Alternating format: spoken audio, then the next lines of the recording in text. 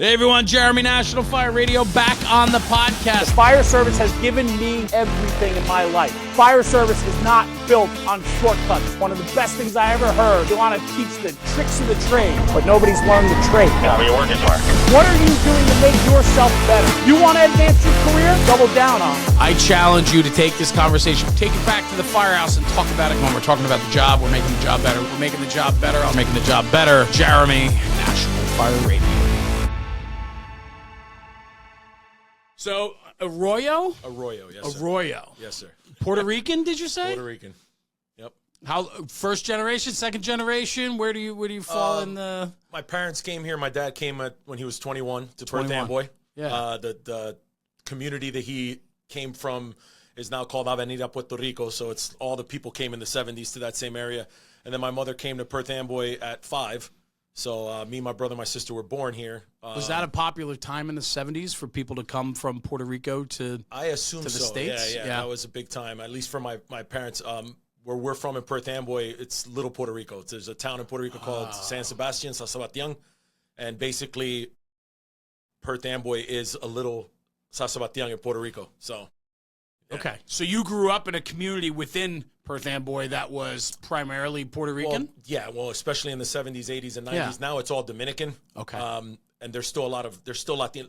Perth Amboy is literally 90% Latinos. It is. Caribbean Latinos, Puerto Rican, Dominicans. There's a few Mexican population, but a lot of that. We still have our Polish section, our Budapest section, and stuff like that. Yeah. But yeah, just a little mix of people.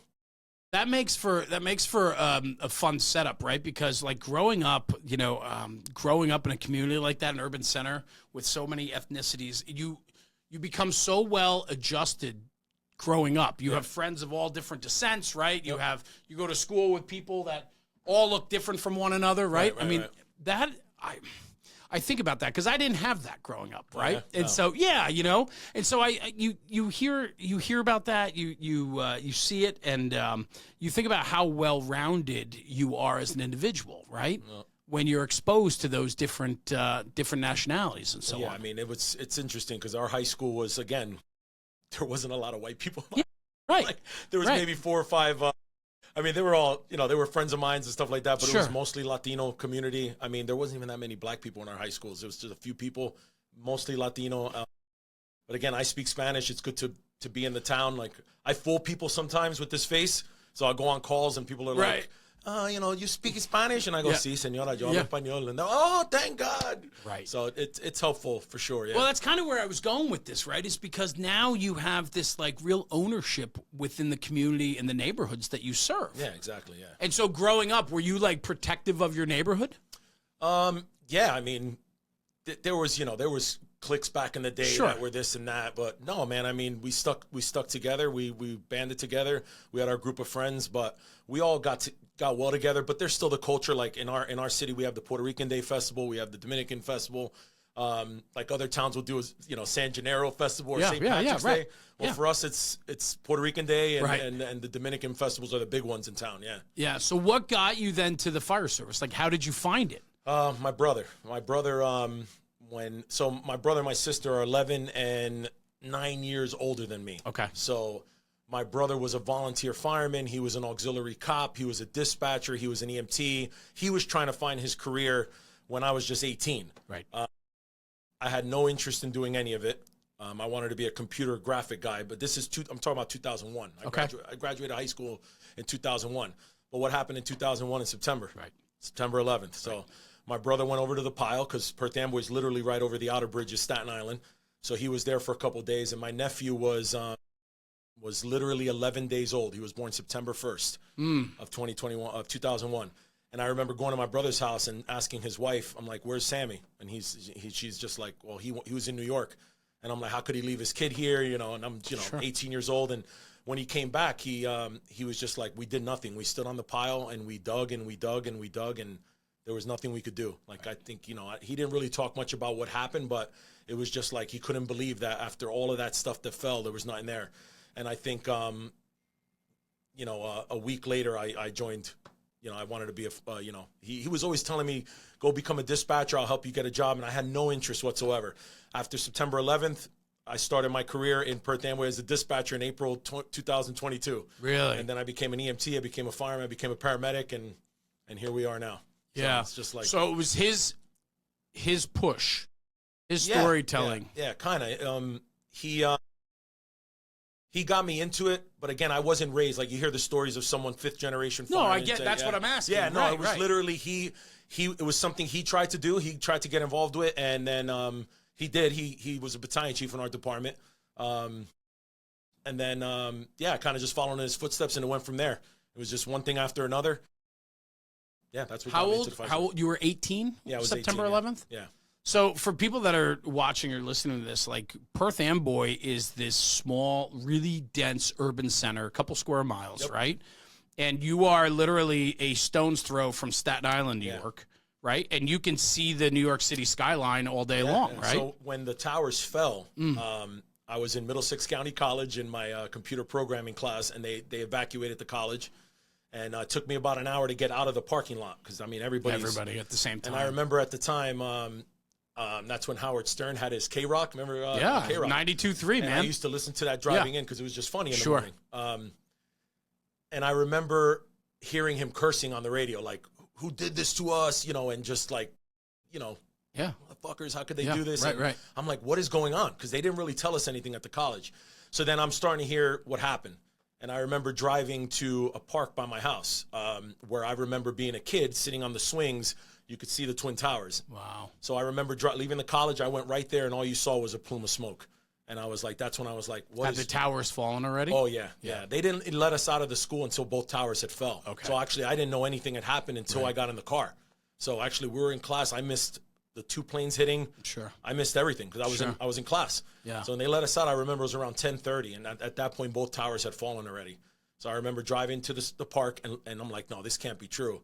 And the only thing I really knew about the World Trade Center was that I could see it. I mean, I've heard the stories, but so I drive up to the park, and I went right to where I remember looking at a kid as a kid, and all I saw was smoke, and I'm like, oh man, this is real. And you know, I'm 18, man. What do I know? You know, I'm there with you. Every channel on the news was about the Twin Towers and about everything, and it was just. I was like, what is going on, man? And then for your brother to spend time there. Yeah, and again, he was a volunteer at the time, but you know how it is. I don't know did you go on the pile or not? We got called in and we got stopped at the bridge, and then the story progresses from there. But we didn't make it in the first day, no. So I think I think he just got on a car with a couple of the other volunteers in town because a bunch of guys just went. Right. And they were there. I mean, they were there for a couple of days or whatever, or a day or two. I can't really remember. Yeah. It was such a long time ago. We really don't talk about it much after that. But that was pretty much it. I kind of took his advice after that, and I'm like, maybe this is something I want to do. Because, I mean, on the news after that, it was all about the firemen, about you know, the guys. They're just figuring out people were dying, and it's just like, holy smokes, man. And that was really my, you know, indoctrination into the fire service. Interesting. And then so you became a dispatcher. Dispatcher in 2002. I did that for 3 years. Then I became an EMT. Our city at the time ran its own EMS service under the fire department. So I kind of transferred over to EMS. I did that until 2008 when we got laid off after the market crash. They got rid of EMS. They laid off every full-timer and every per diem, and the hospital took over. But at the same time, I became a paramedic, so I had a job waiting for me at the hospital. I did that for a few years, and then I got rehired with the city as a fireman in 2012. Okay. And then Career, yep. Right. And then, now today you're the Battalion Chief of the Training of the department. 4 of us in admin. There's the chief of the department. There's a battalion chief in charge of operations. I'm in charge of training. And then we have a captain that's our fire official. So us 4 are the 4 admin people. And then there's a battalion chief on every shift. And then company officers on every piece. Just like, again, our chief worked really hard to get us to a career department. Because we were always, 9-man minimum, 10, 2 guys on an apparatus and 2 engines having to meet up. And we're very much a combination department for a very long time. Even when I got on the job, I remember the operator and me on the apparatus. Right. And it's like I'm a new guy, and then I'm just sitting there with the old guy driving. Right. Yeah. And this is an 5 square miles, urban city, tightly, densely packed. Oh, yeah. Right? Yep. Very different. A lot of challenges, right? Yep. Just like if you think of like a suburban area in Queens, like houses on top of each other. Right. A lot of 2.5-story wood frames, taxpayers, What else we got? Just your basic urban area. If you're not punching it in the throat in the first couple minutes, you're in trouble. Pretty much, yeah. And that was our goal when we became a fully career department, was to be able to attack these fires with a good manpower. And that's a testament to our chief. He got us there, But people are like, oh, there, it doesn't seem like there's a lot of fires in Amboy, which are not. And I mean, fires are trending lower everywhere. But when you're getting there with, we go down to a minimum of 15, 16.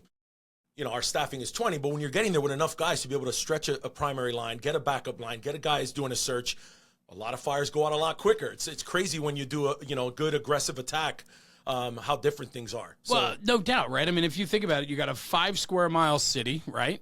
And you have 2 engines, a truck, a rescue, and a battalion, right? I think you said that was the lineup, right? What's the staffing on each? So 4 on 4. each. Yeah. So nice. we run, when we're at full staff, which you know how it is with some departments, it's hard to ever be at full staff because guys are taking off. We do 5 on the truck. And the way it works is those 2 extra guys act as an IRIC until we can get mutual aid to come in. Because anything past a working fire, we're going to have to call in recall, and we're going to have to call in mutual aid. So you do recalls as well for your own guys? Yeah, and then who's your mutual aid? What companies do you have around you? Sayreville, Woodbridge. Okay. Not Caseby anymore. Basically Woodbridge Township will provide whatever is there. Look, I can't tell you the exact right. I get it. But, I mean, you're looking at combination departments again. So some volunteers, some career, some fully volunteer. Yeah, right. Sayreville's fully volunteer. South Amboy's fully volunteer. Right. But these guys come to work, man. Yeah, I love that. Right, and kind of what I was getting at is like understanding the response package that you guys have. Yeah. You think about out the door in 90 seconds, right? If you can be, you can get water on that fire within 2-3 minutes. Yeah. Guess what? A lot of those fires that go to a full first or second alarm can be held with that one line or even a can. No, exactly. So, it's funny that you say that because our department, we do a lot of work with the can. That's what I'm saying. We make a joke. When I was a truck officer, we made a joke that let's cancel the engine. Let's see what we can do with the can. You know what I mean? Yeah. But again, even when we're at minimum staffing, being able to stretch that first line effectively and get it on the seat of the fire, you already know how well it is to do that. But again, back in the day, we used to have, a minimum of 9, so I remember the engine operator leaving me at a hydrant or saying, hey, someone's going to give us water. You're going to go to work. And I would have to wait for the other engine to get there and that other guy to link up with me from the other engine to go in, or a guy from the truck.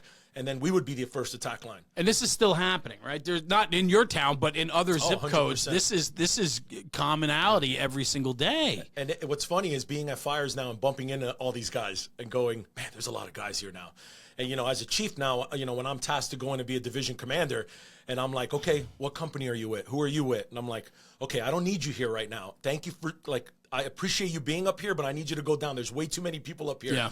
But remember, we went from a department where we had to make do with what we had to now having the resources and having to figure out, all right, I don't need this many people up here. Sometimes, as you know, having way too many people could be just as dangerous as having not enough people. Yeah, so I mean, the span of control is certainly important on the fire ground, right, and understanding. But this is where, I struggle sometimes with when we start talking strategy and tactics. And this is where, understanding your job and your position and it is incredibly important. And I find, especially in the volunteer fire service, it's not overly common to have riding positions and discipline in responding into a job. It's divided up when you get on scene, or hey, what do you need at that moment? And everybody's cross-trained in either engine or truck or whatever needs to be done. We insert them into the magic.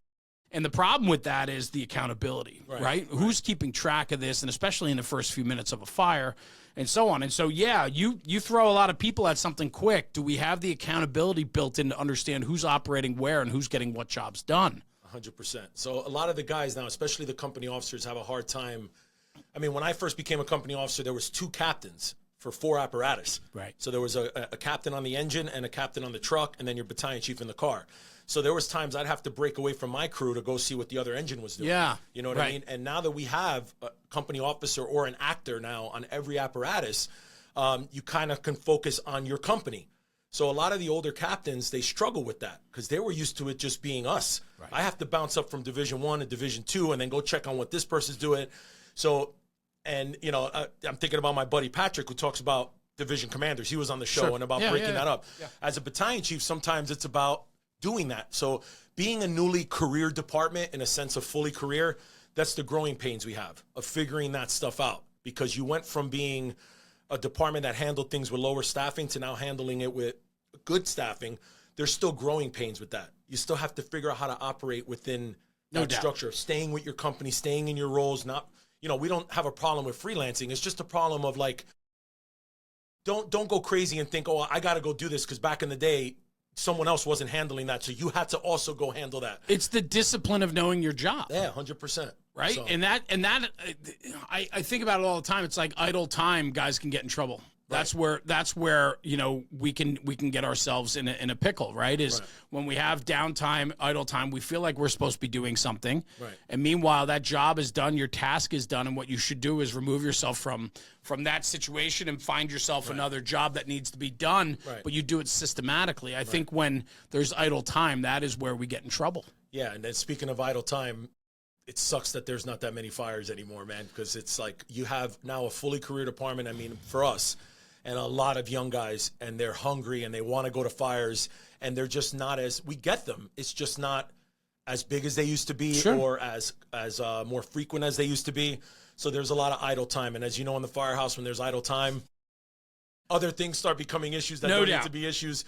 But with respects to the fire ground, it comes down to training, right? You have to train your company officers to stay on task. If you're done with task, report to the incident commander, get a new task. We want you to be proactive, but be proactive in a common sense kind of way. Just don't go, all right, well, we did our search on Division 2. Why don't we go see what they're doing over on Division 3? No, you might be able to go up to Division 3, but just clear that way. We need to know where you're at, like you said, with accountability, right? And we all know the accountability in New Jersey with the 2-tack system may not be the best one in the world, but that's when it comes down to a good incident commander to really know where your guys are at and what they're doing and task-specific jobs and stuff like that. And that's the benefit of you know, in your situation, having a four-person company. You know the job. First due engine is to get the primary line in position. Second due engine is backup line, floor above, whatever, right? Truck goes to the search, fire floor, floor above, like, you know, open up, you know, things like that. Like when you can put a system in place and everybody subscribes to it and they know what their discipline and jobs and tasks are to be before they even arrive, that is where I think that's the best accountability you can have. 100%. Right? Because now they're task-oriented. You know where they're going to be. You know what they're responsible for. And I think that is where we can build in some real good responsibility. I think we all have to do better at that, for sure. 100%. I really do.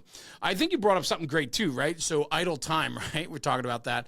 This whole thing about, like, fires are down, I don't know. Like, I feel like I've been going to a lot of fires again.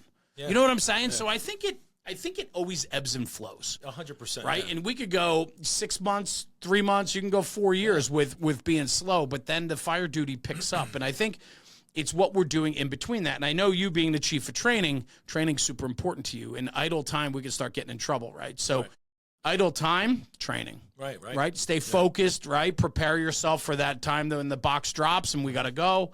So where did training for you, like, how did you get so immersed into training? It's just always something I've been interested in. Excuse me. I just always enjoyed the aspect of training. Even when I was an EMT and stuff like that, I enjoyed just teaching other people to do things. And when it came to the fire service, I just enjoyed running drills. I enjoyed putting my gear on and doing drills with the guys. In fact, I was that guy when I first got on the job that the senior guys kind of told me, hey, calm down, slow down, kid. No, seriously. I know. They actually... That's a common theme with a lot of guys that I talk to. I had senior guys literally pull me into our training room and go, you need to slow down a little bit. You're making us look bad in a sense of the term. And I go, I was a year on the job. We had another guy and then another younger guy. So basically I had 2 years, another guy with a year and a probie. And the senior guys at the time just didn't want to do that much training. We kind of did our mandatories, but I was thinking outside the box. I wanted to do some stuff. So I would grab the younger guys and go do training. And I was told, slow down in this. And I was like, why? I mean, this job can kill us. Like, I just want to get good at what we do. Plus, why not practice? Why not get better at what we're doing? So that's basically where it started. And then what's ironic is when I interviewed to be a fireman officially, now that I'm a chief, I can see the old interviews, like we recorded interviews. Sure. So I went in and I found mine. And ironically, in mine, the chief of the department at the time asked me, where do you see yourself in 5 years? And I literally said, well, I want to be a company officer. And hopefully one day down the road, I would love to be a training officer. I would love to give back and do that. And it's just like I watched that in my office in training, and I'm like, wow, I guess this was something that I really wanted to do for a long time. I guess I like the aha moment that you see on some people's faces when they get something. Like I remember feeling that way when I went through my disciplines, and I'm Interesting. like, yeah, it's like a cool when someone was like, oh, that makes sense to me. Thank you. Like I get it now. So that's basically what got me into it, and I'm just a stickler for that stuff, man. It hits me too. Like I think for this year, like one of the biggest things that I want for 2026 is to make a point of making sure that the people around me are doing as best as they can. Right. I always want something better for my friends and family, right? I always want them to find something more, to be better, to work harder, right? But the reward of that is huge. And where I get so much satisfaction is watching the aha moment. Right. And I love the way you put it, because for me, that's where I get tremendous solace and gratitude and so on. I love watching it click. I love watching people have success, right? Because that's what we want for one another. And in this year, for me, I want those around me to be bigger and better than they've ever been. 100%. Right? So it's like the first article I wrote for fire engineering was establishing your yearly training schedule, right? Because I'm looking at fire engineering, and it's awesome magazine. You showed me your collection back there. And there's a lot of training articles and stuff like that. But for me, I wanted to write what I knew about. So when I was tasked to be training officer, my predecessor, who is now the chief of operations, did an amazing job in training. An amazing job. Some of the stuff that he implemented, I still use to this day. But now I wanted to take what he did and make it better. And what I love about him, and he's one of my mentors, is that he looked at me and said, you know, he spent, I think, 5 to 8 years in training. He said, you're going to take this way further than I ever could. He wasn't like, I'm out of here, kid. It's your turn. And, you know, I don't want this job and this and that. Like, you know, make it yours. He was literally like, you're going to do great. Yeah. He knew the passion I had in it. So I basically revamped it where I just was like, I'm going to set expectations. I'm going to be transparent. I'm not going to surprise people. I want my guys to know what the training is going to be throughout the year. So just like literally 2 days ago, I'm putting out the end of year training recap, and I'm putting out what we're doing for the year.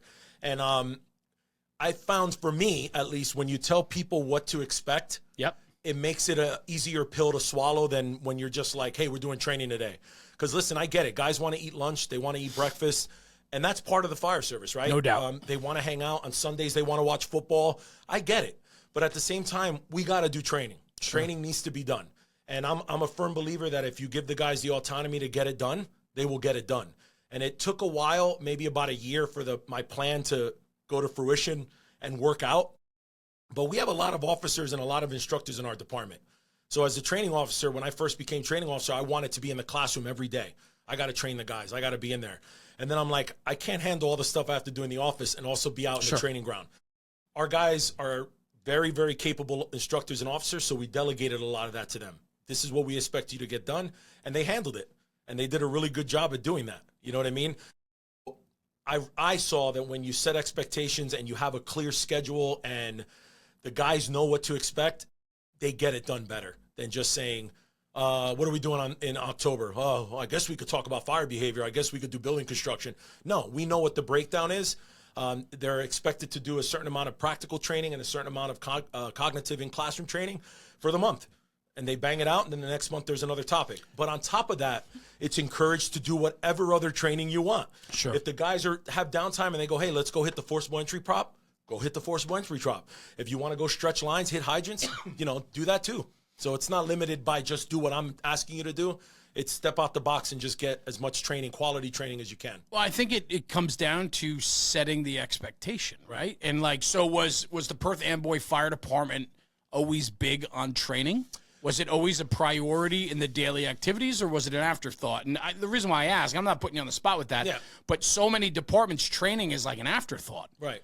And now we are in a place today where I think a lot of departments value training more than they ever have before. Yeah. And I know there's been quite an evolution in many firehouses where we went from once training being reactionary, never proactive, to today it takes, it's front and center, for the daily activities. Right. So like for you guys, was that something you've developed over the years, or has it always been that way?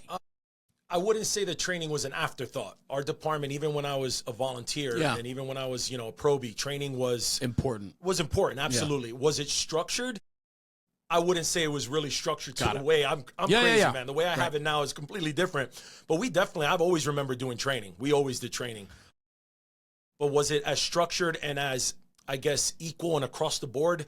I would say no. So I would say like it was kind of like we were doing training and it was spread out throughout the shifts, but it was kind of like it was done to get it done, and it was like to hit some topics. But was it really structured with lesson plans and like what our objectives are and stuff like that? No, probably no. not. But we were way more proactive than a lot of other places. I mean, I just think that we took what was working and what was really well, I just kind of like expanded on it and just built upon it now. Like I encourage people to do safe, practical, effective training. Winging it and doing something you saw on YouTube or on Instagram isn't the right way to do training. Pushing training to the point of exhaustion, pushing training to the point of, well, in the real world, we do this. Training is not the real world. As much as you want to be a proactive, aggressive guy, training is not the place to get someone injured or get someone hurt. It's the place to hone skills. It's the place to get reps in. It's a place to take someone that may not be confident in something and get them confident in something, build them up to that point. And I think that's where we kind of changed things, where we took training to like just get it done or, okay, let's do it, to what are we trying to accomplish? What are our objectives here? What are we trying to meet? Let's get this training so that everyone takes something away. I implemented a couple different things like something called the all-stop policy, where basically that's one of the articles that'll be coming out in fire engineering, hopefully in the next couple months. So basically it encourages everyone in the department, from the probie to the chief officer, to stop something if it's unsafe. For example, we do a lot of high angle in our department. If a junior guy notices a carabiner isn't clipped right. or the Aztec or the Vortex say something. Right. Because we had that culture in the fire service, so you keep your mouth shut. You're the new guy. You're not supposed to say nothing. Well, what if that new guy's the only one that notices something's messed up? Correct. Right? This is training. And then if you build that way in training, then you're going to encourage that guy in the fire ground when he sees maybe smoke condition that's rolling over the captain's head that he didn't maybe notice. He'll be like, sure. Hey, Cap, I see rollover over my head. Oh, crap, thanks for saying something. Right. So it's about not just keeping your mouth shut. It's about opening your mouth and saying something when it's going to help your brother and sister firemen out. It's creating that environment, right, where people can feel comfortable and confident enough to say something when it needs to be said, but also know when to keep their mouth shut when it needs to be shut. Right. But that comes from the environment that you create, right? And I wrote this down while you were talking because I believe it to be so true. Success is in the buy-in. Right. 100%. You have to create buy-in. Right. You have to want your people to want something more. Right. And when you support them and give them the opportunity, they will have buy-in. Yeah. And when you have that buy-in, that's where your success. That's where you can start rolling out a training program that isn't seen as a task or something we have to do. It's something that we want to do or something that's part of our duty and job to do to make us better. Absolutely. Not just for ourselves, but for the citizens we serve. So that's funny you say that. That we're talking about it, because in the article I wrote, the first section is it doesn't matter what you want to do in your department with respects to training if you don't have buy-in. Right. But number one, you got to get buy-in from your chief. Yes. At the end of the day, I could be the chief of training all I want. He is still the chief of the department, and you need to get him to also buy in. Hey, chief, this is my plan. This is what I want to do. This is how I think will work. And once he says run with it, then you have the ability to make it work. So now you got the buy-in from the chief. Now you got to get the buy-in from the company officers and chief officers, because they're the ones that if they don't get buy-in, that's right, they're not going to sell it to the firemen, right? That's right. So like I said before, it takes about a year for me to get. I would say that right now the training plan I have implemented in our department is almost on autopilot, where the guys kind of know every month we have a topic, every month we have to meet the training, and now the guys are giving me the rosters, they're getting it done. That's cool. There's no longer like, hey, you're missing October's training, you're gonna have to catch up on it in November. It's they're on board, right? But if you don't have buy-in to what's working, it's not gonna work. Another thing is you got to check your ego. You can have a plan all you want, but if the guys are telling you this ain't working, you can't be like, well, it has to work. This is my plan. Right. No, you have to be able to tell yourself, all right, maybe I have to change this. So a lot of times when I'm teaching, whatever I'm teaching, I always let everybody know what I'm preaching and what I'm saying works for me and my department and where I work. If it doesn't work for you, then you have to try to tweak it, make it work for what works for your department. So one thing that's been happening lately is a lot of training officers throughout New Jersey actually have been coming up to my department, and they'll spend the morning with me, an afternoon with me, and they'll say, hey, listen, I'm trying to make training a little bit better in my department. I tell them, come up to Amboy, Sure, sit in my office. I'll show you my lesson plans. I'll show you my PowerPoints. I'll show you my structure. But at the end, when they leave and I give them a thumb drive with a bunch of stuff, if this doesn't work for you, don't use it. that's right. I'm not that guy that's like, this is gonna work. You make it work. Well, it's not one size fits all. No, absolutely not. It's not. And I say this a lot too, right? The fire service is not black and white. There's a lot of gray. The whole thing's the gray. whole thing's gray, right? Yeah. So the same thing with training. I had a guy, real nice guy, captain from Millstone Fire Department.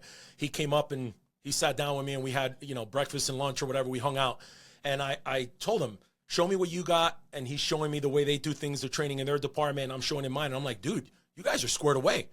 I'm like, you guys are doing a lot of great stuff. Yeah. And I'm like, you don't even need to be here. He's like, no, man, what you're showing me is great. I'm like, I learned from him. Right. And sometimes that happens too. He was showing me the way he does things, and I'm like, this is awesome. But, he left there with his little thumb drive, and I said, again, take what works. And, but he was his department had things way squared away better than some other departments that have come and talked to me with, like, we have nothing. And I'm like, I'll help you out, whatever I could do. I remember teaching in one department where I'm doing, I forgot what class I was teaching, and I have them signing my roster, right? And I go, make sure you guys sign your department's roster. And they're like, well, we don't have a roster. And this is a career department. And I'm like, you guys don't document your training? And they're like, no. I'm like, well, you need to. You have to document your training. Yeah. So I remember making them a template for a sign-in sheet so they can start doing it. And then I spoke to the chief a couple months later, and he's like, every training we do now, we're documenting. And again, you don't know what you don't know, right? And it's not, I don't blame them for not knowing that. It's just someone never told them that, right?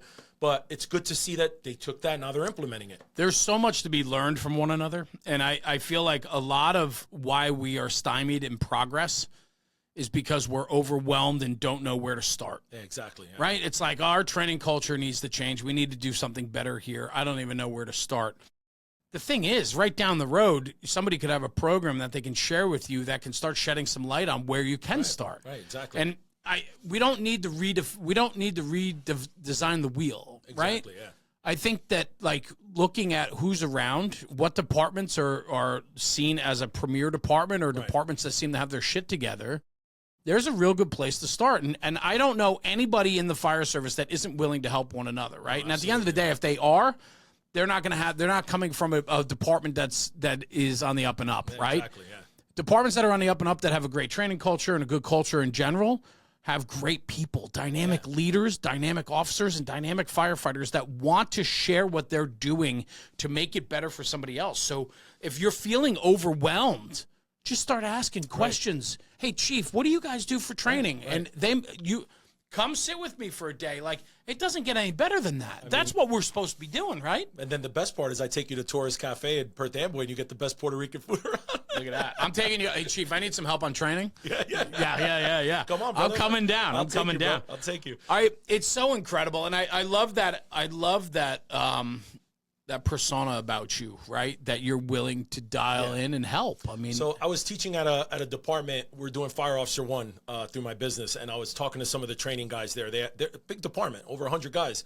And I was talking to the training staff there. They have a staff of 4. And in my department, there's a staff of 1, you know? Yeah, right. And I'm talking to the guys, and some of them are fairly new in training, and we were asking questions, and I'm explaining some stuff to them, and I'm showing them some templates and this and that. And one of the guys goes, I mean, in your business, don't you charge for stuff like this? I go, I do. But training officer to training officer, this is what it should be about. Right. Like, you're trying to make your department better. I'm not going to charge you for this. This is what we should be doing. You want me to come in and teach Fire Officer 1? I got you. You want to sit down and talk training and how you could bring your department to another level? Then let's do it. Like, there's just some things like you have to share. Like, it's not like it's my secret and I'm gonna you have to come and get it from me. No. Right. If you're legitimately trying to bring your department to the next level, and listen, you may have a good program, but you're just trying to get better, that's what we should be doing. We should be sharing the knowledge. And I think we're lacking in that in some cases in the fire service. But actually, we're not. I think there is a lot of people out there, you give them a call, they legitimately want to help. No doubt, right? Yeah, the ones that are on the up and up. But there are people out there that believe that their thoughts and ideas are theirs to be had. And if you want it from me, well, you're going to have to earn it from me, right? Yeah. And I think that that's troubling. I struggle a lot with the fire service when it comes to like charging people for knowledge and information. Now, if you're teaching a class, you put together a class and a program and you go teach at a conference, or you have a training company you're teaching, that's different. Right. I'm talking about the day-to-day, the everyday stuff. Like, hey, dude, I need an SOP on RIT. I got you, brother. Right. I remember we were redeveloping our SOPs, and we called, I think it was a big department, and our chief of operations was like, dude, we don't have a RIT SOP. Can you help us out? Dude, check your email. And there was the whole SOP there, the breakdown. That's what it's about. That's what we should be sharing information like that. And again, as someone that has a company that does training, and there's a lot of them out there, you're right. You develop a program, you have a niche, that's your thing. That's one thing. But sharing knowledge like, hey, what apparatus spec did you use? What hose are you using? What SOP do you have for this? Where did you get the best price for this? That is the information that we should be sharing. And I think sometimes our departments are just like, they're afraid to call each other for help. You know what I mean? Where I'm just like, dude, call me. If you need help, give me a call. My chief's always willing to help. I'm always willing to help. Like, that's what we should be doing. I think we're getting to a better place with that. I think more and more people are willing to ask questions. This younger generation is much more inquisitive. They want to have their information in front of them, and they want to be tighter. And so the ego doesn't get in the way of asking for help. People are not afraid to ask for help today. Yeah. They're really not. Right. And I've heard you talk about this on the podcast before. The younger generation needs the why, right? Why? Yeah. And that's something I'm struggling with as an instructor and as a chief officer. Is I always, when someone asks me a question, I'd always be like, "How do you not know that?" Right? And then I realized that they don't know, and that's why they're asking you. Right. So I had to change my mindset. Yeah, no doubt. Because a lot of times when someone asks you something, and listen, I'm guilty. I say this in every class I teach. I'm my own worst critic. I will talk more crap about myself than I will about anybody else. And there was a time when I was right before I became a company officer where I was like, I need to change the way I talk to people and the way I act. Because I could be a jerk sometimes. I could admit that. And there might still be a little hate for me because of the way I used to be. No doubt. Right? Same here. Same here. And that is fine. That's fine. If you still want to judge me on things I did 10 years ago, that's absolutely fine. That's okay. I did them. But when I became a company officer, I realized that you're going to gain respect by talking to people the way they need to be talked to. And I still struggle with it sometimes, but I realize now when someone comes in your office and they ask a question that to you may seem stupid, you got to be like, okay, let me explain it to you on how we do things, and let me explain to you the why, right? Because we don't know what we don't know. And that's one thing that I've learned throughout the years is that a lot of people are going to ask questions because they don't know. And I remember how it used to make me feel when someone looked at me and like, what are you, dumb? I'm like, no, I'm not dumb. I'm asking a question. And I'm like, well, dude, you're making people feel that way. And I'm like, I don't want to make people feel that way anymore. So when people do that, you explain to them the why, especially this generation. They want to know why we're stretching a line this way. Why do I have to do it this way? You have to give them the details. You have to give them the answers. That's part of your job as a training officer, as a company officer, as a chief officer, is to give them the why, right? How we talk to people, I think, is so mission critical. Right. And I think so often that we are quick to judge or snap or give shit to someone that you think they should know, or you should this or should that. Well, that's great, but you came from a place once too, not knowing also. Yeah. And maybe they are a little behind of where you were in your journey in the fire service. And maybe they need clarification on something, or maybe they're actually willing to ask the question. Right. When I was growing up, I was terrified to ask a question in the firehouse. 100%. I was terrified to ask a senior guy or somebody in my firehouse something that I thought maybe I should know this, and I don't. I'm not asking. I guess I'll just fumble through it until I figure it out for myself. There's something to that, but I also think on the other end of things too, if somebody's willing, and the younger generation today is not afraid to ask. Yeah. They're not afraid to ask the question. They don't worry about the stigma of how will I be reviewed. Right. They don't worry about that. Yeah. Right? But you can make them start worrying about that when you shut them out. When they do ask you a question and you crap all over them for it, you think they're going to come back and ask a question again? Right. No, you ruined the opportunity to educate and teach. I agree with you, Danny. I can't even tell you the difference I am today versus the fireman and fire officer I was years and years ago. I am a different person today. And if I were to ever go through that road, that journey again, I would do it so differently. And again, I'm my own worst critic, right? Yes. I wish I could take a time machine back and be better during those years when I was, Me too. I wouldn't say a senior fireman because I wish I had the opportunity to be a senior fireman. I kind of got promoted young in my career, but I wish I could go back in time and be like, man, the way I talked to some people, man, what a jerk I was, man. And I know it. And But I'm still guilty today. Yeah. Right? There's still times where I'm like, oh, I should have handled that differently, right? But like now I'm trying to understand that, right? So I'm trying to explain the why. I'm trying to make up for that time. I'm trying to explain to people, you know, the why behind things, you know, and give them the opportunity to learn. And like you said, if someone asks you something, you give them an attitude, they're not going to come back to ask you, right? And then another thing I have to realize is that people aren't crazy like me and you. And I mean that in the sense of loving the fire service, right? You love the fire service. Yeah. I love the fire service. A lot of times when I start a lecture or a class and I'm teaching, I tell everybody, this is it for me. Like, I love the fire service, and I love like movies and TV shows. And I love like, I'm not a plumber. I'm not a contractor. When I first got on the job, a lot of guys all had a different trade, right? Yeah. I did fire and EMS. That was my thing, and I loved being an instructor. Sure. So there's a lot of times I'm like, I have to realize that someone isn't going to love the fire service like me. That's right. Someone's not going to be listening to podcasts all the time or reading fire engineering all the time, and that is okay. It is okay to be a firefighter, love being at work, doing your job well, but then when you're at home, you don't do the things we do. It's okay. Sometimes we forget that we are sometimes the what do you call it, the minority, where there's only a few of us that really love the fire service the way we do. And that doesn't mean that the guys that don't are not really good firemen. That's right. It just means sometimes when they're asking you questions, they don't know that because they're not, you know, doing it the way we are. And then going back to your other point, just on the, like the senior guy busting your balls and busting your chops, dude, I was afraid to ask anything back in the day. Yeah, for sure. I remember asking questions and getting like chewed out and yelled at. And it's like, when I was like that older guy in the firehouse before I got promoted, or even when I got promoted, I'm like, how do you not know that? Because that's the way people used to talk to me. Right. And I'm like, but you can't do that nowadays. You can't. Like, you can, but you can't. There's ways to do it if it's done with good intention, but you can't do it and legitimately mean it. Like, there were some guys that I looked up to this day, I still look up to, that used to make me feel this big. Yep. Me and too. It's like, you know, you talk about growing up, right? I mean, it's not trauma, but I'm just thinking like therapy-wise, right? The way we do things is because that's the way we were brought up. That's right. Well, I was brought up in the fire service a certain way. Sure. That I was a dumb kid that needed to learn, and if you don't learn on your own, I ain't going to teach you. And if you ask me questions, you better have the answer already. And listen, I learned a lot that way, but this generation doesn't learn that way. This generation wants to know why. And I'm right there with you. I fumbled through so many of my early years in the fire service. I fumbled through to find my own way. I didn't have this long list of guys that were there to show me and open every door of opportunity. I was afraid to ask questions. I was afraid to show my vulnerability and weakness, what I pictured as a weakness, right? I should know better. And so I at least had the drive and ambition to fumble through it for myself. Right. And was able to brush myself off when I fell down to pick myself up, but I learned the lesson along the way.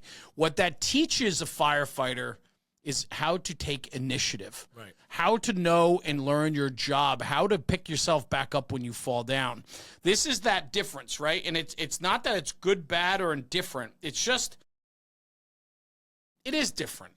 It's the way I learned was a lot of it was done homegrown, organic for myself.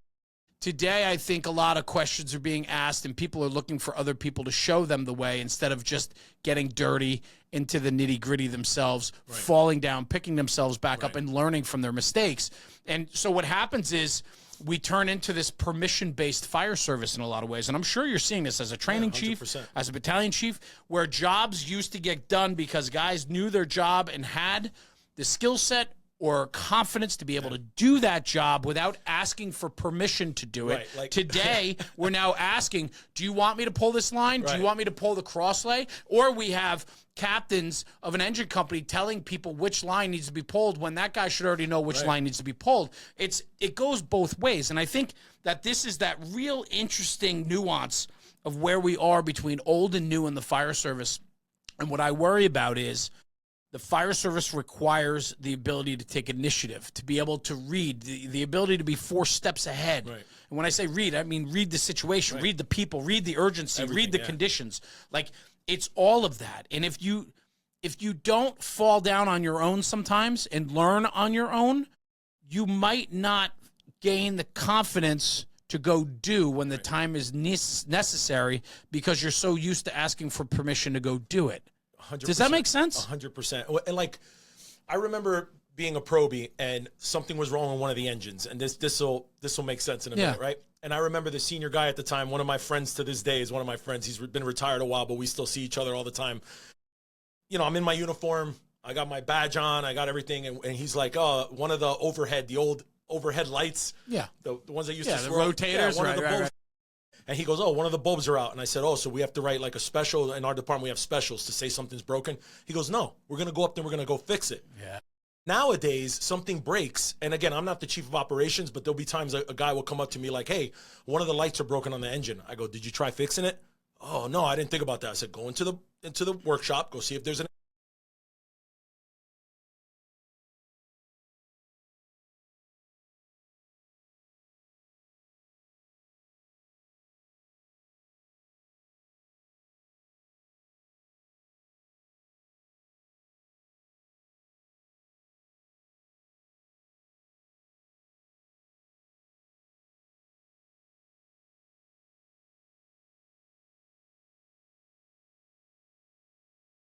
on the fire ground, but in the firehouse, right? And I think nowadays, a lot of guys, like you said, something's broken. Well, I don't know. I'm not going to do it. Like, someone else is going to do it. There's a lot of things we can handle ourselves. No doubt. But I wonder how much of that attitude exists today because of the worry for repercussions from an insecure or unconfident boss, a chief or an officer who's like, that's not your job. What are you doing up there? Or, hey, you made it worse, right? And now all of a sudden they're getting jammed up for it. We've created that environment too. Yep. And that is what I'm talking about, that middle ground of like, we want guys to take initiative. If it's broken, fix it. But God forbid if he doesn't do it right and you got a piece of shit boss above him and he looks down at him and says, what are you doing that for? That's not your job. Now he gets jammed up. Or if you have an officer that's just like, that's not our job. Or telling the guy, listen, I could do it. So listen, I mean, officers nowadays, it's tough because a lot of people in the fire service think the minute you get bars, you become infallible, right? You become some be-all, end-all of the fire service. That is not true, right? And just because you have rank doesn't necessarily make you perfect, right? And unfortunately, if you were a bad firefighter and you get rank, you are now, in some cases, a bad officer.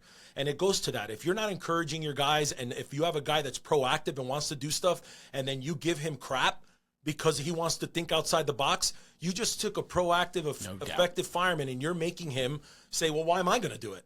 That's Group 2's job. That's the next shift jobs. I'm going to leave it for them.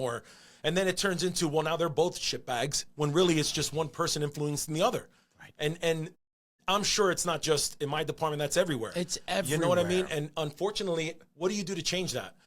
I personally feel that people will not change unless they want to change themselves. No matter how much you change your culture, how much you change things, I can implement all of this stuff and preach and preach and preach. If you still have that guy in the room that's going, that's stupid, it's going to be stupid. Yeah, you're not gonna reach everyone. Right. But when you can get the greater good to sign on, a lot of times the informalness of it is everybody else gets it and wants to be a part of it. That guy that's standoffish, I still think you can make progress with him, 100%. right?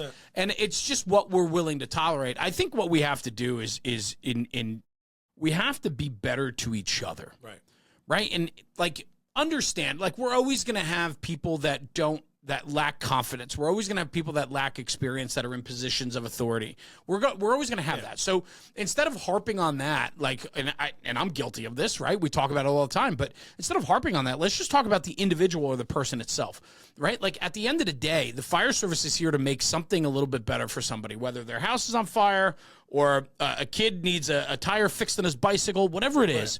Our job is to make things just a little bit better for whoever needs us at that moment. Right. Why aren't we doing that for our own people? Why aren't we picking up our own people? And if the light is broken on the apparatus and one of the kids took initiative to try to fix it and he couldn't get it fixed and something else happened or whatever the case, look at the intent of what he was trying to do. Right, exactly. Right? Instead of jamming him up, say, hey, man, I appreciate you trying to take the initiative. Next time, think about calling this guy. He's the guy, right? Or next time, fill out the sheet of paper and call us and say, hey, I think I can fix this. All right, go ahead. Or do both. Try to fix it and write it up. Right. Hey, listen, I wrote this up, but I also, in the process of writing it up, I figured it out. So just to let you know, it's taken care of. Like, you can do you know both what things. that does for a guy like me, and I'm sure like you, who is confident in who he is. Right. And that goes back to the original conversation I said that I want to have for 2026 is promoting those people around me, getting those people to take initiative and want to be bigger and better this year. If somebody comes to me and says, hey, I fixed, this was broken, I fixed it. Right. Holy shit. Right. Like, wow, thank you for taking the initiative. Thank you for caring enough. Isn't that what we want? 100%. Don't we want our people dialed into the point that they're willing to take initiative to fix it or make it better? Well, it goes because if he's going to do it in the firehouse, Chief, he's going to do it on the fire ground. 100%. And I was just going to say that. Like, Yeah. your company officers need to encourage your guys, right? In the soft environment, hard environment, like Avillo says, right? If you're encouraging them in the firehouse, and that was exactly where I was going to take it. If you're empowering them at the firehouse, you're going to empower them on the fire ground. The last thing I want is a guy that is afraid to do anything in the firehouse. Now, in the fire ground, he's like, well, I ain't going to do it. When I try to do something at the firehouse, I get told no. 100%. Or I get told, you know, stay in my lane or this and that, right? So it plays in both environments. If you treat your people right in the firehouse, they're going to have the autonomy and they're going to have the empowerment to do the right thing in the fire ground. So there needs to be balance, but that goes down to the company officer, right? The company officer needs to be confident in what they're doing as well. They need to empower their people. As a chief officer and as someone in admin, I wish I had my own shift. Like I'm hoping I end my career with my own shift to be able to lead a company and lead a shift. But right now I have influence over the entire department. And if I try to just influence my company officers and my instructors to do a good job, then I hope that they empower their firefighters to do a good job and it trickles down, right?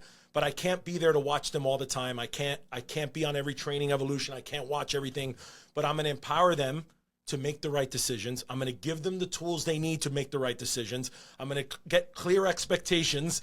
When we leave too much gray, then they're going to insert their own bias and insert their own stuff, which I want them to. I want them to think freely. I want them to think and empower them too. But if you don't give them the base in which to do things, then they're going to freelance, right, and figure things out on their own. So, like you said, we need to encourage our people in the soft environments to make better decisions. And when they mess up, say, hey, at least you tried. You should have grabbed me. You should have grabbed somebody else, but it's all good. I got your back. Another thing I always told people as a company officer is keep me informed on what you're doing, right? Yes. When I first became a captain, I met with every single one of my guys. Every single one of them came into my office, and we sat and I talked to every guy, from the probie to the senior guy. And I had a template of what I talked to them about, right? I actually wrote an article about this for Firefighter Nation. It's setting your expectations. From 1 to 10, these are the things I expect from you. And whether you were the most senior guy or the probie guy sitting across from me, I followed the template. And I did that on purpose because I wanted everybody to leave there. Consistency. Yeah. What I expect from you, everything from being ready to setting your gear out, to knowing your job, to, keeping me informed. And one of the things that I mentioned was what got me to this conversation was, I can't help you if you don't tell me what's going on. The last thing I want to do as a company officer, as a chief officer, is be surprised, right? I don't want to be surprised that something happened. Tell me something happened. I don't want you to be afraid that you're going to get in trouble from me. Worse is that we're both going to get in trouble because I didn't know about it. Right. If I knew about it, I can at least help you out. So one of the things I write in there, and one of the things I discuss with them, is something goes wrong, something's broken, you hit something, you break something, something ain't right, you're not feeling right, you got into it with somebody, let me know about it, because then I have your back.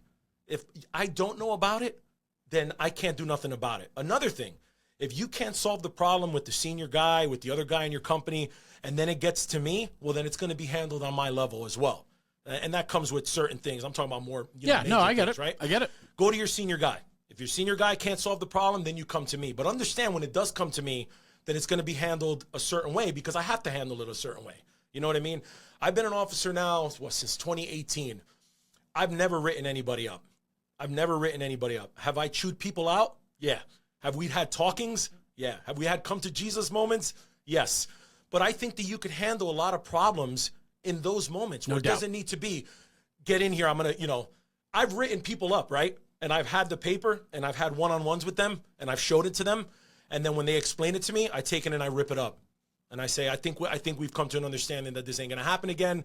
And it goes right into the garbage. And no one knows about it. But you have to be confident in who you are as a chief 100%. To be able to do that, because so many guys are scared of the system and scared of their own shadow these days, that they're not willing to take that risk anymore. Right. And I think there's that fine balance, right? It's understanding that you got through to somebody, that I can handle this my way in the informalness of it. And I don't want it to go further, but sometimes it has to. I think we just, what you're saying, I love.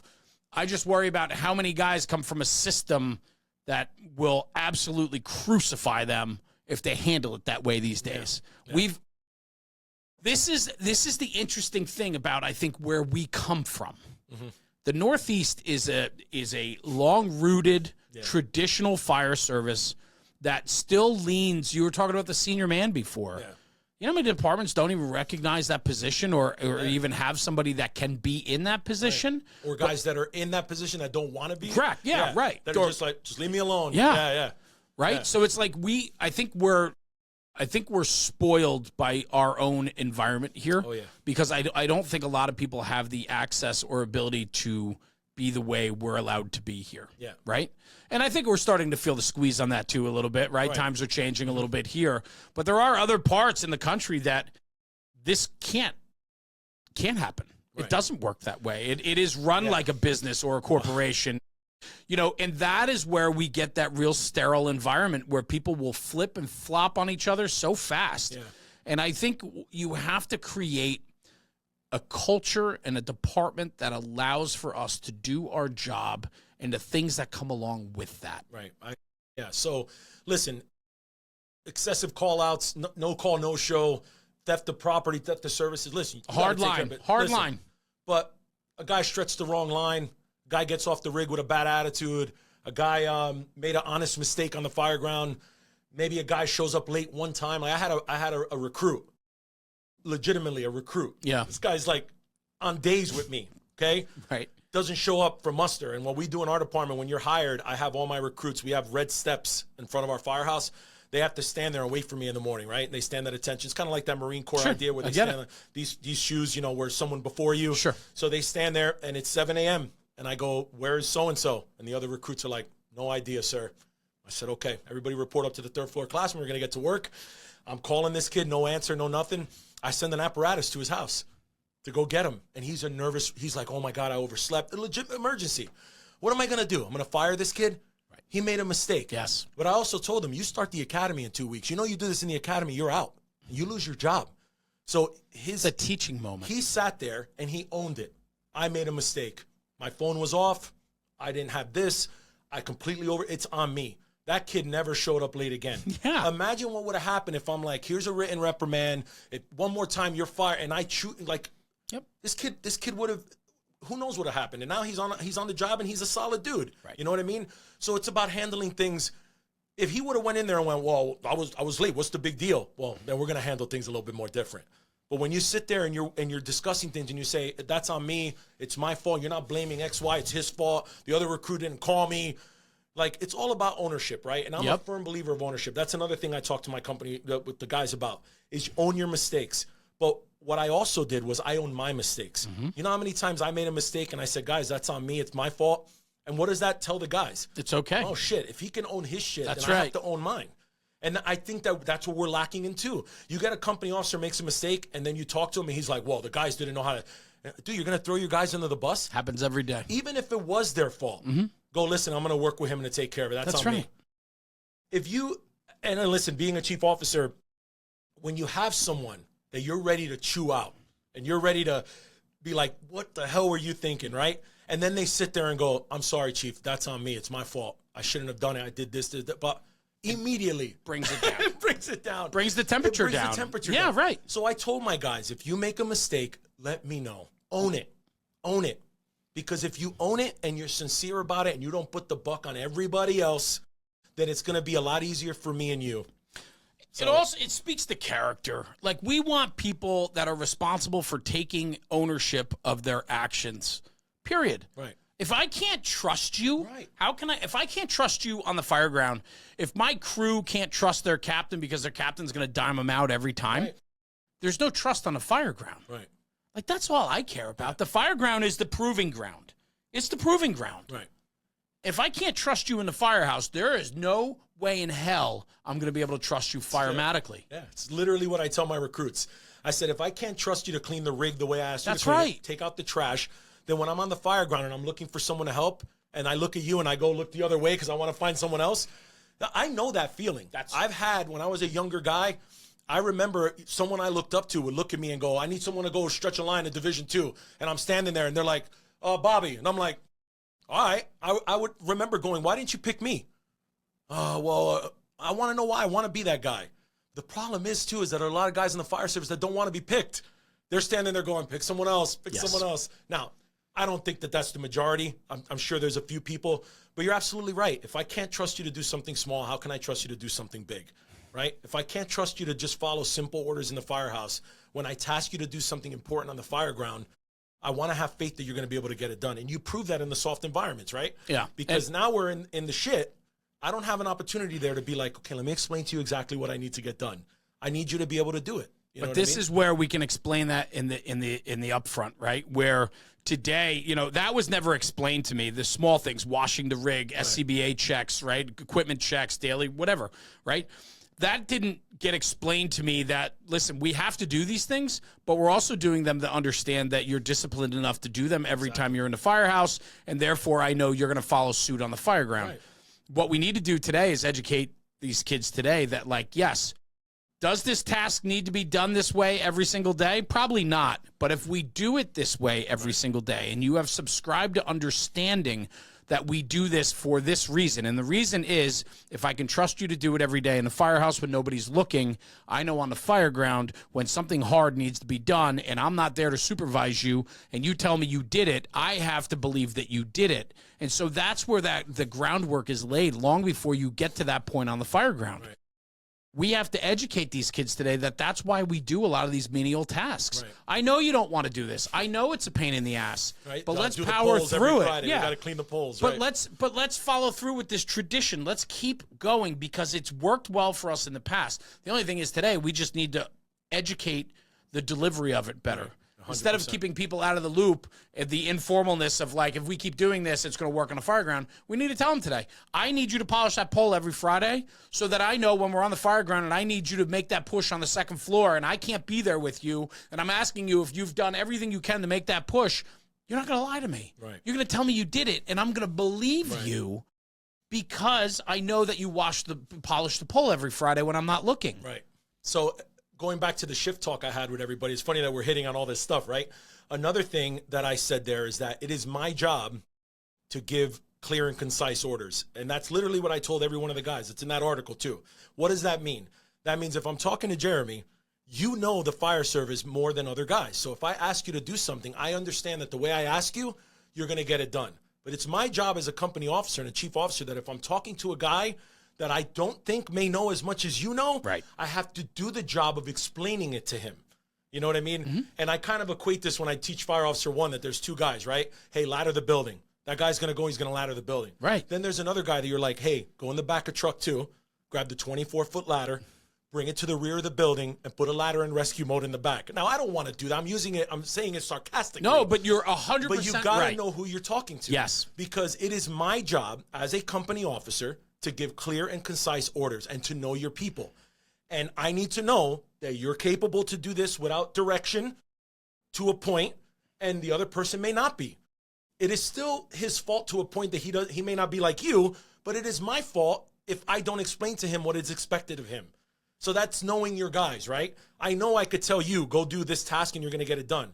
But I also have to know that this guy might need a little bit more help, okay? Grab somebody else. Make sure you go bang this out the way I'm asking you to do. It's really well said. Yeah. Because as a company officer, and this is something that I learned the hard way, telling you to do something and telling the other person to do something, I cannot expect the same results. Correct. Two different people, and that comes with skill, knowledge, and abilities to understand your people. And it sucks to say it that way, but if I don't trust someone to do it as well as you, I have to give them the explanation. I need to be able to give clear and concise orders, because if I don't, the failure on him is a failure on me. I also think, too, Chief, that you also, as the one giving the order, has to allow for the individual that's carrying out that task to put their own spin on it. Yeah. Right? Here's the mission. Here's the goal. and this is what I want you to do, and here's the goal, but how you interpret it is okay. Right. We have a lot of leaders today that it's like, you have to do it my way. Right. And it's like, I respect that. But if I have my own way of getting to the goal and it's just as good or if not better, 100%. Allow me, be comfortable enough as the boss to allow for me to have my own interpretation of how to get that job 100%. Done. And it's that micromanagement, which I hate that term. Right. I freaking hate that term. But it's that micromanagement that kills the esprit de corps, the spirit of the company, right? It can crush it. Because now it's like, well, we knew the task, we got to the goal, we did it proficiently and professionally, but because I didn't do it your way, now you're going to harp on me. Right. But I did it my way. I interpreted what you asked me to do. We got to the end game. Allow me to have my own interpretation of what needs to be done. Right. And as a company officer, as a captain, lieutenant, whatever you have in your department, what's great, and I still believe to this day, the captain lieutenant position is the best position in the department. You're with your company, Sure. you're in the building, you're Sure. actively solving problems together. You know what I mean? So as a company officer, you're doing that with your company. As a chief officer, it gets even exactly what you just said. That expectation needs to be even more, because you got to understand that I am not with you now. If you task a captain or lieutenant to go do something, like you said, I don't care how you accomplish it. Right. I have to give you the autonomy to get it done. Whether you chose to do it X, Y, and C, or A, B, and C, I don't care what you did. But as a chief officer, you got to really trust your company officers to get things done. Yes. That's why I firmly believe the company officer is great, because you're getting your orders and you're taking your guys and going, let's go bang this out. How do you guys think we could do this? I remember being a company officer, and we had a high angle job. This guy was down in a pit, and I was the captain on scene. And one of my firemen, who is a captain now, he's one of our great captains now. He literally said, I'm setting up the rescue like this. I'm going to put it here and put it that. Do it. I wasn't like, well, no. I'm going to start managing the incident command part of it. He had his tactics figured out in his head. Go with it. Roll with it. You know what I mean? Same thing on the fire ground. Force this door. I'm not going to tell you, okay, but this ain't the time for me to go, well, get the jam and, gap spread. No. I'm with you. Get it done. Hey, we're in. Good. I don't care how you got it done. So that comes down with trusting your people. Because if I was to micromanage him and go, well, where are you going to put the rescue? Let me see. All right, well, make sure it's not too close. Well, then now I'm taken away from doing something else that I could be handling, right? So as a chief officer, that is definitely a struggle, at least for me when I first got there, because I still wanted to be a company officer. I still wanted to do work. I get it. We had a huge fire in Perth Amboy on July 3rd of 2024, my first fire as battalion chief. A building built in 1875. Historic building burned to the ground. Yeah. Okay, it was during our fireworks celebration in Perth Amboy. There is a salsa band behind me performing while we're fighting this fire. Way. We're at this fire so long that there was fireworks going off while we have master streams flowing water into this thing, right? But long story short, it's my first fire as battalion chief, and there came a point where I'm at the command post with my chief. He has command now. I'm there and I'm standing with him. There's companies working, and I go, what do I do now? He goes, you're doing it. You're at the command post. We're figuring out what needs to be done next, and we're going to make decisions. And that to me was tough, because I'm used to going to the command post going, where you need me? Take a line to the rear, go check this. It's like and then sitting on your hands, dude. It's so hard. But it was such an awesome experience. And actually, there's a picture of me and him that someone took, and I did like a little Instagram post about incident safety and command working together. And I still love that picture, because it's me and him with our white helmets. And I still remember him telling me, you're doing it. You're at the command post. We're making the next decisions that need to be get done next. But that just feeds into it, right? You got to trust your people. You got to let them make decisions. You got to let them fail. You got to hope that they do things right in the firehouse, or they do things right in the fire ground. Yeah. You know what I mean? And if you micromanage and you go there and what little thing, like, so going back to training. Yeah, do I make the lesson plans for the trainings? Yes. But I give it to the guys. And I said, go do it. Here's the expectation. Yeah. If it is a new training, then they get the training from me first. But then after that, we roll it out. Go do the standpipe drill. Right. Go throw ladders out, and we have Conex boxes in the back of our firehouse. Go stretch lines in the basement. Go do what you got to do. I'm not going to sit there and micromanage what you're doing. I'm hoping you follow the lesson plan. You're not going to do anything crazy. You're not going to get anybody hurt. Right. You're going to, factor in the breaks. You're going to factor in all the stuff you need to do. But you have to give your people autonomy to make decisions, to fail. I say this all the time. I've learned more lessons failing than I ever will with success. No doubt. I have failed more. I think that's a Michael Jordan quote. He failed more than he's ever won. That's right. And my man won a lot. Yeah. But you learn more through your failures, right? Sometimes you got to let your people fail. it's a, you know, and if they fail and they're like, oh, well, it's everybody else's fault. Now, listen, this is ironic coming from me because the admin guys joke around and say I'm the negative Nancy of the group. But when it comes down to this stuff, this is legitimately how I feel. Do I overthink? Do I overstress? Absolutely. I own that every day, right? But at the same time, when I have my failures, it sucks. Yeah. But then it makes you better to move on. It's going to make you a better fireman, a better husband, a better person. Sure. Learn from your mistakes. A mistake you make at the firehouse will help you and teach you something in your real world too, and vice versa. Oh, I agree. My daughter, it was awesome the other day. We were around Christmas. We were setting up. We were hosting Christmas Eve at my house and stuff. And I said to her, she's been on the fire department now for a year and a half, a volunteer firehouse with me. And she's 17. She's going to be 18 in February. And it's been so much fun to have her there. And we're getting ready for Christmas. We're like setting up. And my wife and I usually do 90% of the work around the house. And this year, Lily was working her tail off right alongside of us, like setting the table, helping me put folding tables out, right? Like all this stuff. And I said to her, I said, hey, thank you. And she's like, what? And I said, thank you for helping. I go, you know, usually you and your sister are running around and with your friends and stuff. And I go, Mom and I usually shoulder the burden of all this. And I go, this year you are incredibly helpful. And she was like hanging around to help and all this stuff. She's like, yeah. She goes, you know what? I think it's the firehouse.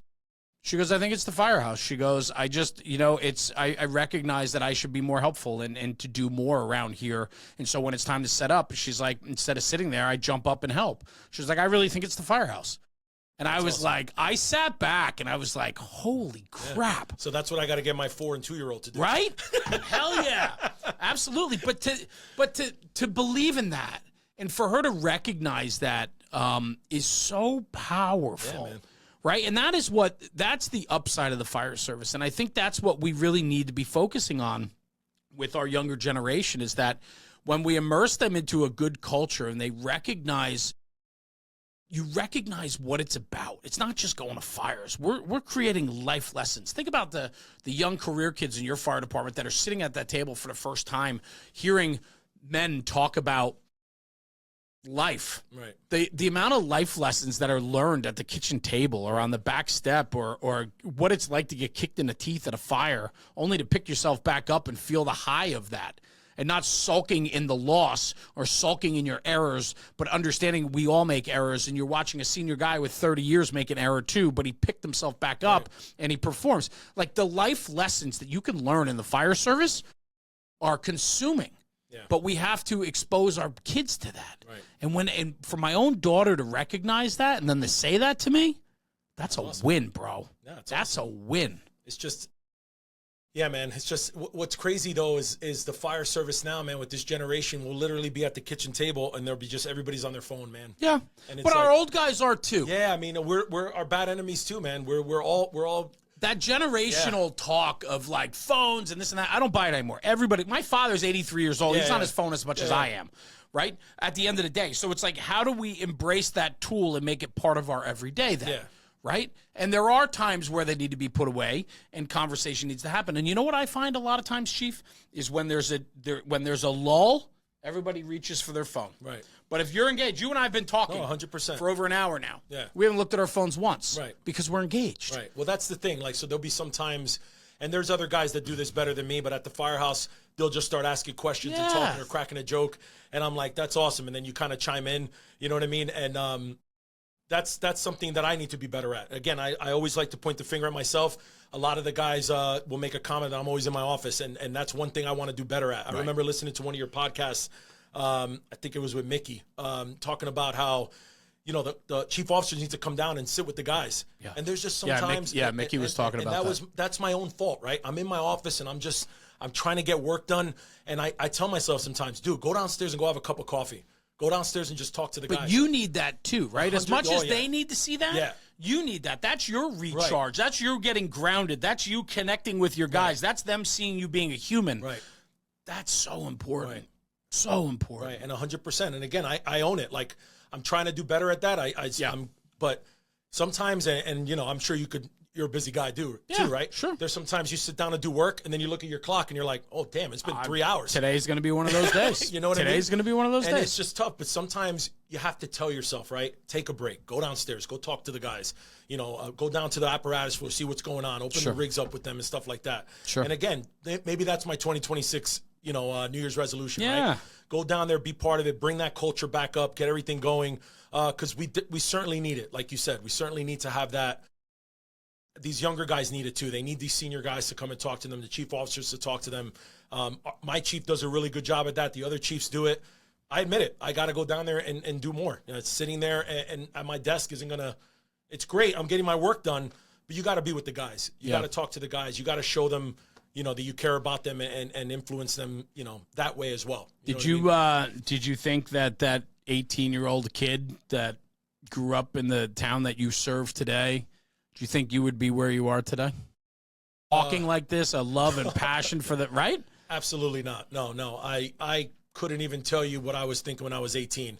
When I was 18, I think we talked about this earlier. I wanted to be a computer graphics guy. It was 2001, right? You know, now you don't need that. You have AI for everything. The journey to the fire service, no, I never would have thought that someone told me one day I'd be on national fire radio. No, that's crazy. I mean, I think about it, and I think about how much the fire service has done for me. Right. And all these conversations I have with people, I sit here and I often wonder, like, you know, where would I be if I didn't go the route I went, right?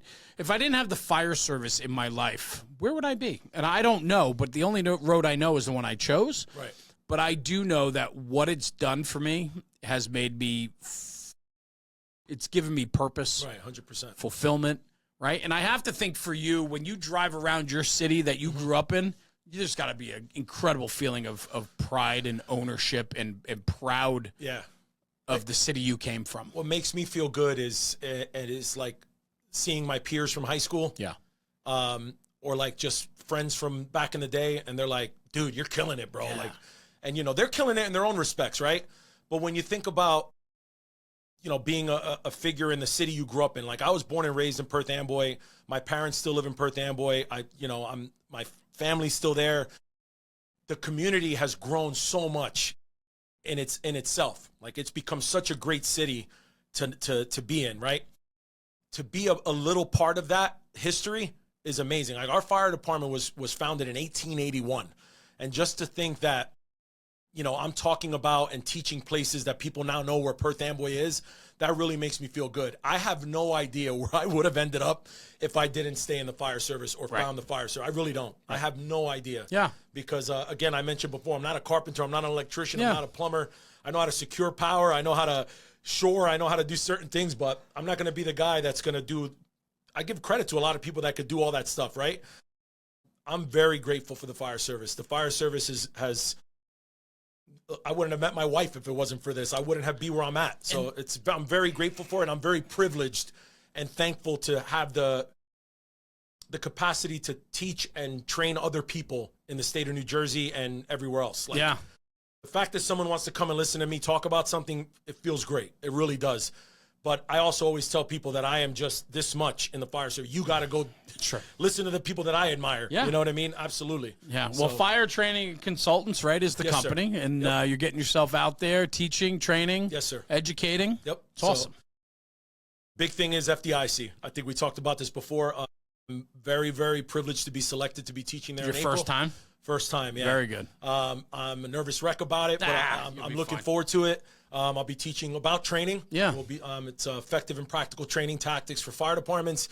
I believe it's April 22nd, 3:15, I think. I'm really, really excited about it. My buddy Dave McGlynn, he's going to be presenting his training officer program at 1:30, right before mine. So I'm looking forward to going to see him. Yeah. He's one of my mentors. And then hopefully I'll be like everybody in this classroom, just walk over to mine. Sure. Because the topic of training in the fire service is something I'm really passionate about. I love the tactics. I love thermal imaging. I love fire dynamics. That's another class I teach. But training is something that is, it's just my niche, for a lack of a better term. And I'm honored to just be able to be at the the major leagues of the fire service. I mean, FDIC is the major leagues. Yeah, well, listen, you've put the work in, Yeah. and your message is solid, and I wish you tremendous success with all of it, man. Thank you, man. Chief, thank you for joining me on the show, man. I appreciate the opportunity. This Thank was you, a lot brother. of fun. It was a great conversation. Thank you. Cool. Hang out one sec. I'm going to sign off the podcast, and I'll get you out of here, All right, thanks, man. brother. Appreciate it. Guys, thanks for tuning in for another episode of the National Fire Radio Podcast. Danny Arroyo from Perth Amboy, New Jersey. What a great conversation. And like I say at the end of every single episode, take this conversation, take it back to the firehouse and talk about it, because when we're talking about the job, we're making the job better. Thanks for tuning in. We'll see you at the next one. Jeremy, National Fire Radio.